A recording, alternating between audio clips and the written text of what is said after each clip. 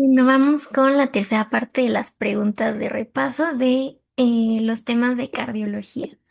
Entonces vamos con pericarditis. Entonces, ¿qué es la pericarditis? Es la inflamación pericárdica caracterizada por dolor torácico, frote pericárdico y cambios electrocardiográficos como elevación del ST, depresión del intervalo PR e inversión de onda T. Pero aquí es muy importante que sepamos diferenciar cuándo es una elevación del ST por un infarto y cuándo es por una pericarditis. Entonces, justo en esta imagen podemos ver que en un infarto, digamos que es una elevación que tiene como una meseta, a diferencia de cuando es una elevación del ST por una pericarditis, va a ser como una elevación cóncava, que va a tener como esta curvita y ya hasta después se eleva el ST. Y a diferencia de un infarto, digamos que la elevación del ST es desde mucho antes, tiene como esta meseta y la elevación en la pericarditis es más cóncava y es como una montaña rusa la elevación. Entonces, ¿cuál es la etiología de la pericarditis? Generalmente va a ser causada por infecciones y lo más frecuente es que sean infecciones por virus más que por bacterias, pero pues también puede ser por bacterias. ¿Cuáles son las causas específicas que pueden causar pericarditis? Sobre todo de virus, puede ser Coxsackie-A9, parotiditis, Epstein-Barr, citomegalovirus, VIH, sarampión, parvovirus B19. Bacterias como neumococo, meningococo, gonococo, hemophilus, treponema pallidum, borreliosis, clamidia o mycobacterium tuberculosis. Fúngica como cándida o histoplasma, parasitaria como entamoeba estolítica, equinococos o toxoplasma. Entonces hay como muchas causas que pueden desencadenar o a veces puede ser solamente idiopática. Y pues así, entonces, ¿cuáles son las características clínicas de una pericarditis? Va a ser un dolor torácico anterior que se exacerba con la inspiración y esto es muy importante, que es aliviado al inclinarse hacia adelante, o sea, los pacientes suelen inclinarse hacia adelante porque así sienten mejoría en el dolor que tienen. En el pecho. Entonces también van a tener frote pericárdico, cambios electrocardiográficos como la elevación del ST y derrame pericárdico. Entonces, el cuadro puede sospecharse con más de dos de estas manifestaciones. Entonces, ¿cuáles son síntomas inespecíficos que también se pueden presentar? Puede ser astenia, malestar general, fiebre, disnea, tos no productiva y palpitaciones. Entonces, ¿cómo es la evolución electrocardiográfica de la pericarditis? Porque justo en los datos electrocardiográficos podemos saber en qué estado de la enfermedad se encuentra el paciente, si está apenas empezando, si es aguda o si ya va a resolverse. Entonces vamos a tener el estadio uno, que estos son los primeros días, y es aquí cuando vamos a ver la elevación difusa y cóncava del segmento ST, además de una depresión del PR. En el estadio 2 es cuando ya lleva 1 a 3 semanas, se resuelve lo del segmento PR, el segmento ST también se resuelve, pero aquí aparece una disminución o aplanamiento de la onda T. En el estadio 3 se da sobre todo al final de la segunda o tercera semana y aquí ya se invierte como tal la onda T. Entonces digamos que primero en el estadio 1 tenemos esta elevación cóncava del ST y en el estadio 2 se resuelve y empezamos a ver un aplanamiento nada más de la onda T. Y ya en el estadio 3 esta onda T que se estaba aplanando se invierte, entonces se va para abajo. Y el estadio 4 tarda más de 3 meses y es la normalización de todo, o sea que el paciente tenga su electrocardiograma completamente normal. Entonces, ¿cuál es la evaluación diagnóstica recomendada para una pericarditis? Aquí tenemos que hacer la auscultación, electrocardiograma, exámenes séricos, radiografía de tórax, marcadores de lesión miocárdica y ecocardiograma transtorácico, solo para hacer los diagnósticos diferenciales de la pericarditis. Entonces, ¿cuál es el estudio diagnóstico de elección? Va a ser el ecocardiograma transtorácico. ¿Qué características se varían en la radiografía de tórax en pacientes con pericarditis? Se puede mostrar un corazón en forma de garrafa en su proyección póstero-anterior, mientras que la lateral puede mostrar un contorno doble del perfil cardíaco. Entonces, ¿cuál es el pilar terapéutico de la pericarditis? Aquí los AINES son el pilar terapéutico con o sin colchicina y el ibuprofeno va a ser el de elección. ¿Cuáles son las recomendaciones de seguimiento para los pacientes que tuvieron pericarditis? Sobre todo en casos no complicados, el seguimiento es cada 7 a 10 días hasta que tenga una remisión completa de la sintomatología. Si tiene una evolución desfavorable, tenemos que hacer un ecocardiograma al término del primer, del sexto y del 12º mes de que tuvo la pericarditis. Si tiene una miopericarditis, o sea que ya está afectado el músculo, se tiene que hacer una restricción de la actividad física por 4 a 6 semanas. Entonces, ¿cuáles son las complicaciones de la pericarditis? Va a ser sobre todo que sea pericarditis recurrente en un 25% de los casos, tamponade cardíaco en un 5 a 28% de los casos, una pericarditis constrictiva en un 1%. Y ahora vamos a pasar al tema de insuficiencia cardíaca crónica. Entonces, ¿qué es la insuficiencia cardíaca crónica? Es un síndrome heterogéneo en el que las anormalidades en la función cardíaca son responsables de la incapacidad del corazón para bombear sangre con un gasto suficiente para cubrir los requerimientos metabólicos de los tejidos. Entonces, el corazón no está dando lo que debería dar para mantener al cuerpo con oxígeno.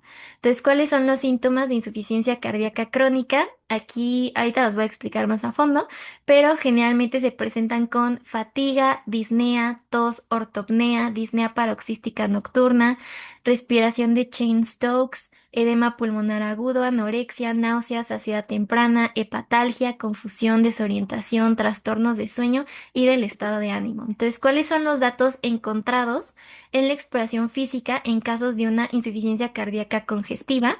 Vamos a encontrar taquicardia sinusal, cianosis, distensión yugular, reflujo hepatoyugular, estertores crepitantes, sibilancias, derrame pleural y cardiomegalia.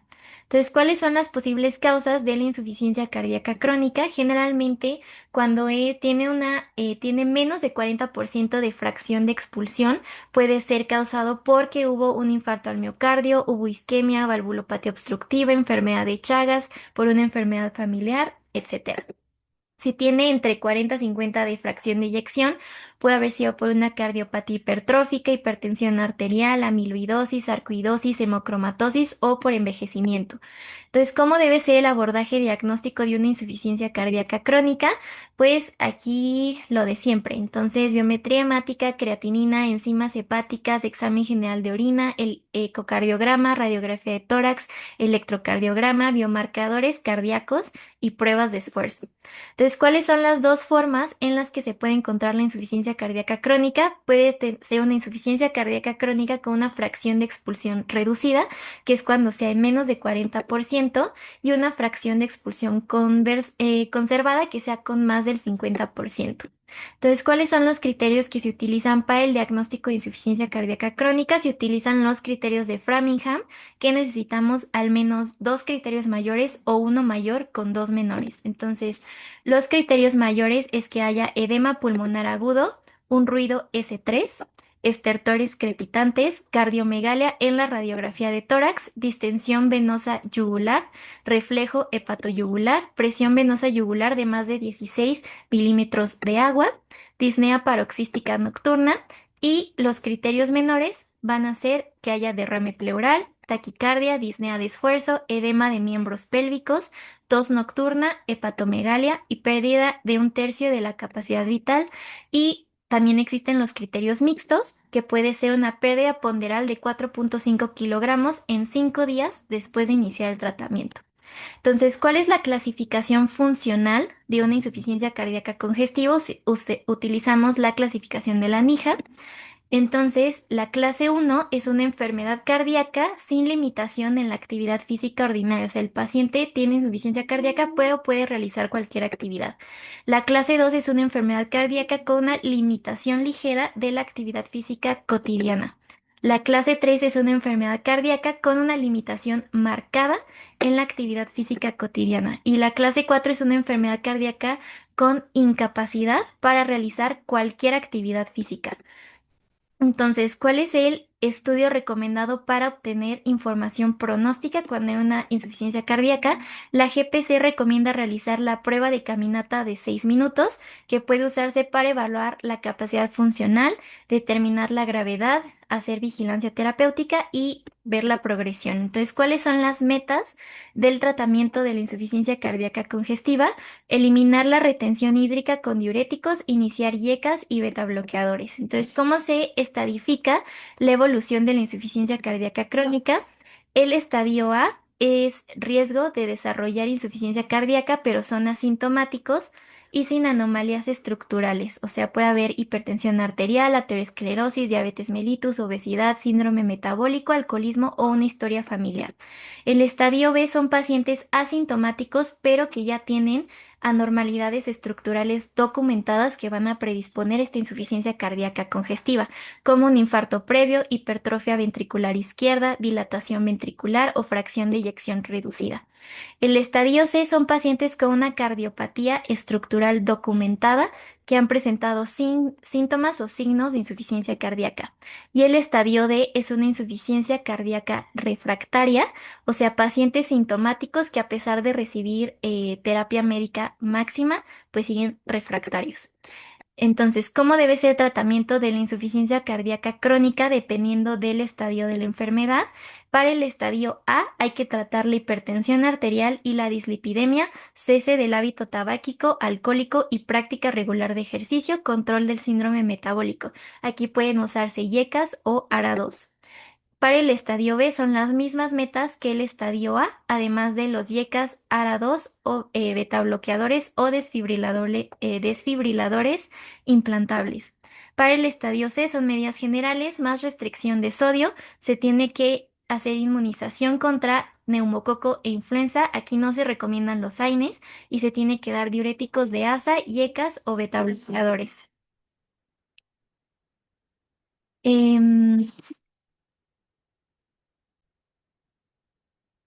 Y bueno, para el estadio D son las metas iguales del estadio C, más que ya se tiene que referir al paciente a segundo nivel o otro nivel.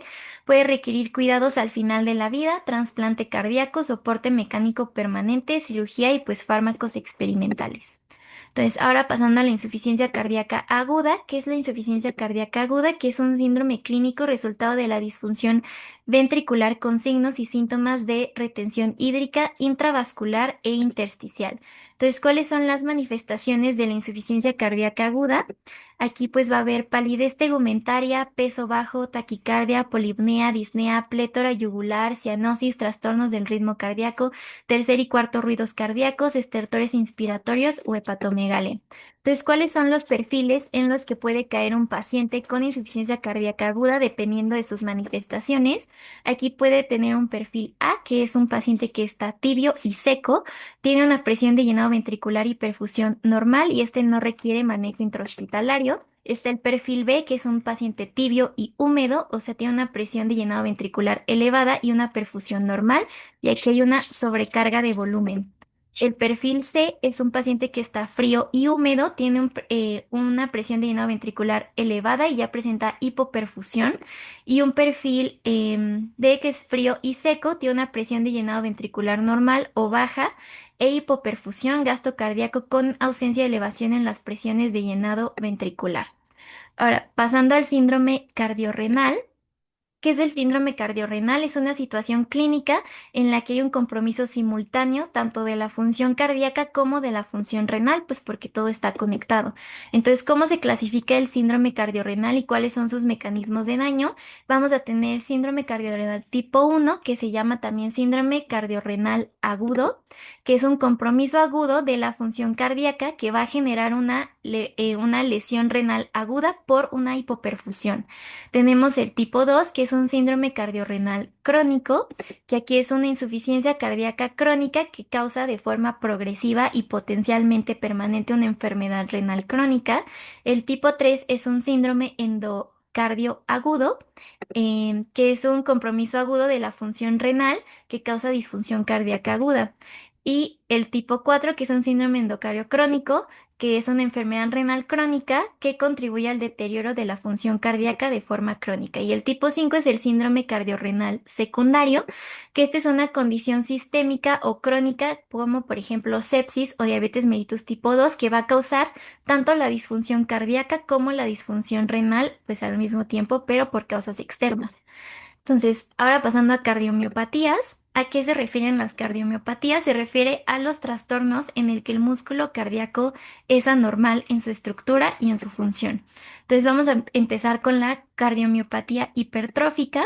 ¿Qué es la cardiomiopatía hipertrófica? Esta es la hipertrofia ventricular izquierda inexplicable en ausencia de condiciones de carga normal que puedan explicar el grado de hipertrofia.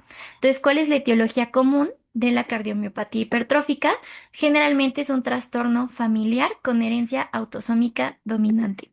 También puede haber mutaciones en genes de proteínas contráctiles en el 50-60% de los casos. La hipertrofia usualmente afecta el septo interventricular. Así se diferencia cuando es una cardiomiopatía pura de una hipertrofia del ventrículo izquierdo por cualquier otra causa como una valvulopatía. Entonces, ¿cuáles son las características histológicas de la cardiopatía hipertrófica?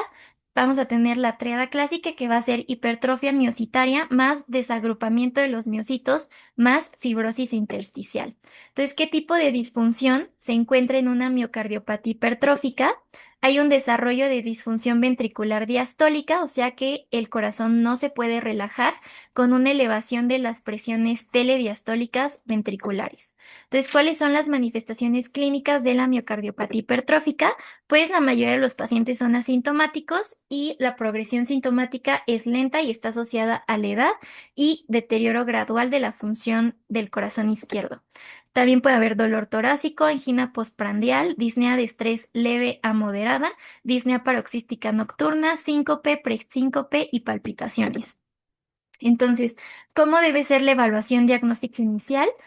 Se tiene que investigar a la familia, ya sea de muerte o que hayan tenido una enfermedad cardíaca prematura en 3 a 4 generaciones antes, exploración física, electrocardiograma y ecocardiograma. Entonces, ¿cuáles son las anormalidades en el electrocardiograma que vamos a encontrar?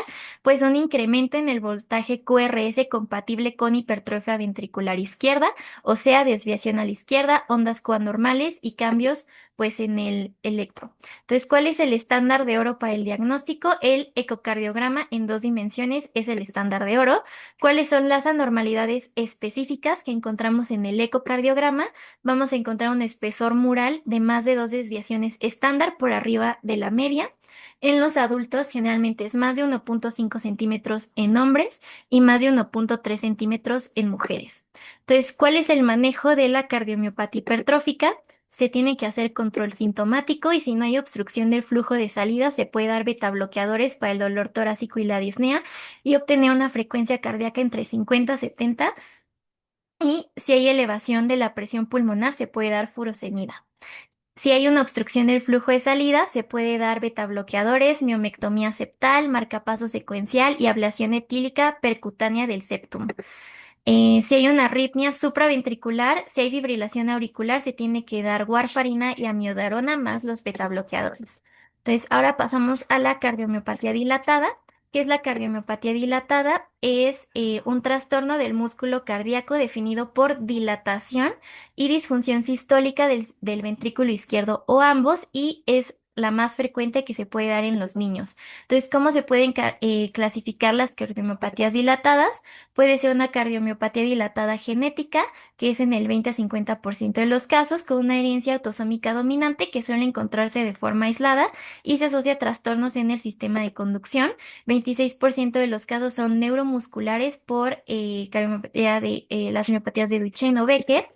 2 al 5% de los casos son ligadas al cromosoma X y también está la cardiomiopatía dilatada adquirida, que esta puede ser después de una miocarditis infecciosa por quimioterapias, radioterapia, etanol, cocaína, deficiencias nutricionales, por una sobrecarga de hierro, trastornos inflamatorios, autoinmunes, endocrinopatías o hasta en el embarazo.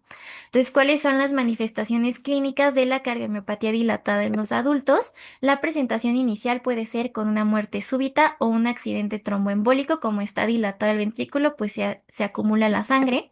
La mayoría se presentan con un aumento en la presión venosa pulmonar o disminución del gasto cardíaco por una disminución de tolerancia al ejercicio con disnea, disnea en reposo, ortopnea, disnea paroxística nocturna, edema periférico y ascitis. Entonces, ¿cuáles son los datos electrocardiográficos de una cardiomiopatía dilatada? Suele ser normal aunque puede evidenciar taquicardia sinusal, cambios inespecíficos en el segmento ST y la onda T y agrandamiento auricular. Y las arritmias supraventriculares y ventriculares son comunes.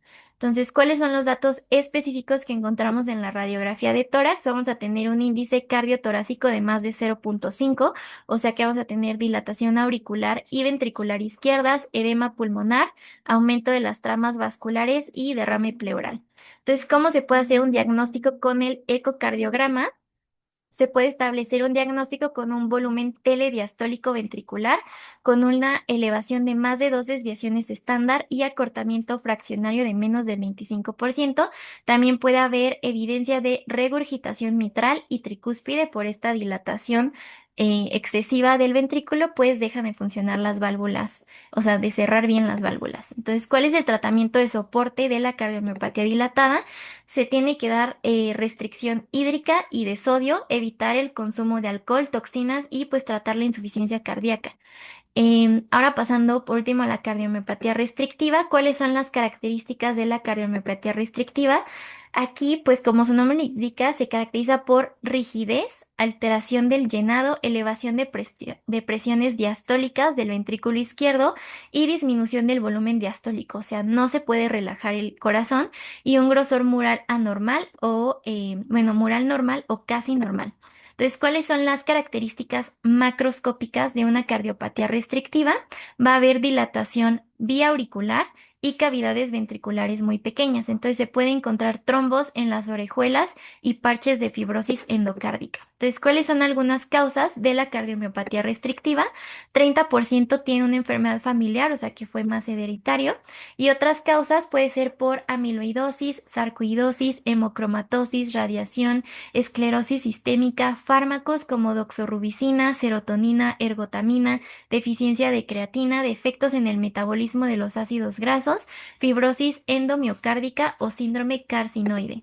Entonces, ¿cuáles son las manifestaciones de una cardiomiopatía restrictiva? Generalmente tienen signos y síntomas de insuficiencia cardíaca, además de que desarrollan arritmias. Entonces van a presentar disnea con el ejercicio, infecciones respiratorias recurrentes, fatiga y debilidad. Pueden progresar a disnea en reposo, ortopnea y disnea paroxística nocturna. Muchos presentan dolor torácico y palpitaciones. Entonces, ¿cuáles son las características de la exploración física? Va a haber un aumento en la presión yugular con ondas prominentes que no disminuye o aumenta durante la inspiración. Ese es el signo de Kussmaul. Puede haber presencia de un S2 intenso, presencia de hipertensión pulmonar, tercer ruido cardíaco, edema periférico, ascitis y hepatomegalia. Entonces, ¿cuáles son las anormalidades electrocardiográficas de una cardiomiopatía restrictiva? Vamos a encontrar ondas P mitrales y pulmonares, anormalidades inespecíficas del segmento ST y la onda T, que puede ser depresión del ST e inversión de la onda T, y un QRS de bajo voltaje. Entonces, ¿cuál es el tratamiento de la cardiomiopatía restrictiva? Los diuréticos se utilizan sobre todo en síntomas de insuficiencia cardíaca. Se pueden dar IECAS y betabloqueadores. También puede considerarse un trasplante de corazón. Entonces, esas son todas las preguntas para, bueno, de repaso generales para los temas de cardiología para el ENARM.